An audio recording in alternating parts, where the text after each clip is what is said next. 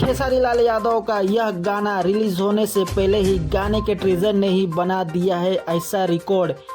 1 घंटे से कम समय में ही मिले इतने व्यूज और लाइक। तो क्या है पूरी खबर जानने से पहले आप सबने अभी तक हमारे चैनल को सब्सक्राइब नहीं किया है तो कर लीजिए, क्योंकि दोस्तों ऐसे न्यूज़ की वीडियो इस चैनल पे आप सबको रोज मिलती रहती है।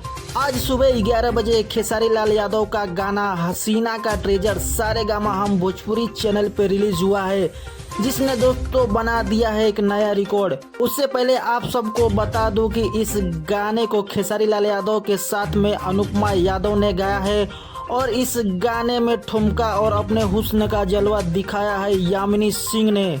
यह गाना दोस्तों 24/11/2022 को सारेगामा हम भोजपुरी चैनल पर सुबह में 7 बजे रिलीज किया जाएगा। बताया जा रहा है कि यह गाना पवन सिंह के पुदीना ए हसीना 2.0 गाने को टक्कर देगा। तो चलिए अब आप सबको बताता हूं कि 1 घंटे में कितने व्यूज और लाइक मिले इस गाने के ट्रेजर को।